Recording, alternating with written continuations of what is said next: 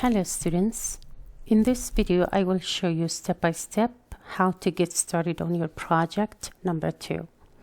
So the first step in this project is to decide what topic you want to work with, whether you want to work with the sample mean or the sample proportion, quantitative data or qualitative data.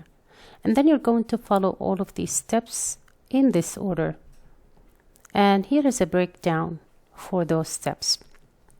So the first step here is to select the topic that you're going to discuss or the type of hypothesis testing that you're going to use. And let's say I'm going to choose the sample mean. I'll show you both of them, how to sample from both of the data.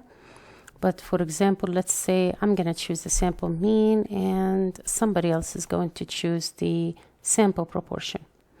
If you select the sample mean, then you're going to go to the Major League Baseball data and you're going to select from that, which is the quantitative data, MLB. If you want to select or if you want to choose the sample proportion, then you're going to go to the topic YouGov, voters, interview, and then you're going to select a set of data from there. The inference topic, you're going to select an inference topic from the topics provided on D2L. So before I head to the inference topic and determine my inference topic, I have to determine the appropriate topic and data set that I will be working with. So that is what I need to determine from both of them.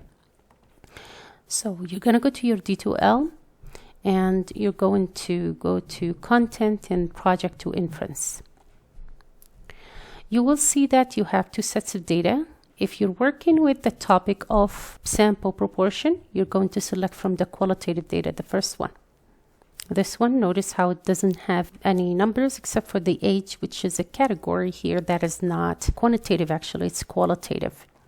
And then you're going to select one of these topics. Let's say select gun control, or you select solitary confinement, whatever category that you would like to choose from here. So I'm going to select the solitary confinement. That's my topic from this. If I'm going to choose the qualitative data or the sample proportion. If you're going to choose the sample mean, then you're going to go to the quantitative data MLB, and then you're going to choose one of either the height or the weight or the age. Since we're dealing with quantitative data, let me say that I'm going to select the weight. Okay. In order to sample from here, first I need to determine these topics. So I'm just going to go here and I'm going to select the topics from here. This is basically the topics. You can find it here if you click here. List of topics. So when you see the list of topics here, this depends entirely on the way you are going to choose your data that you're working with. For example, if you went ahead and chose quantitative data, that means you're going to work with the sample mean, and I chose the weight from there. This is going to be my inference topic. So I'm just going to copy that and I'm going to paste it here so I don't forget my choice. Let's say you want to work with the sample proportion. So you're going to go to the list of the topics. Let's say you selected the solitary confinement. So you can copy this one.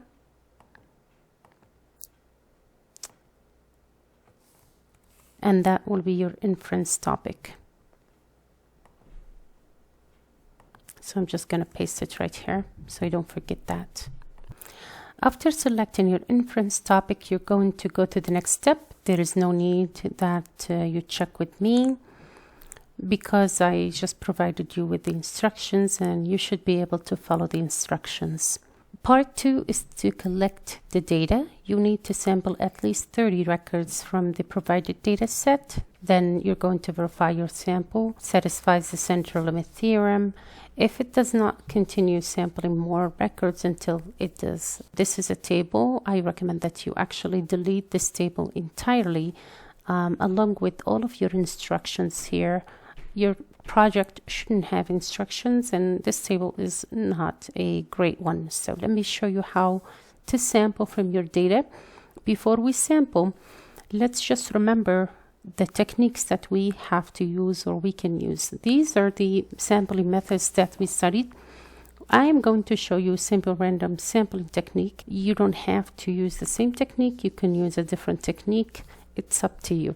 In the next video, I'm going to show you part 2, which is sampling at least 30 records from the provided data.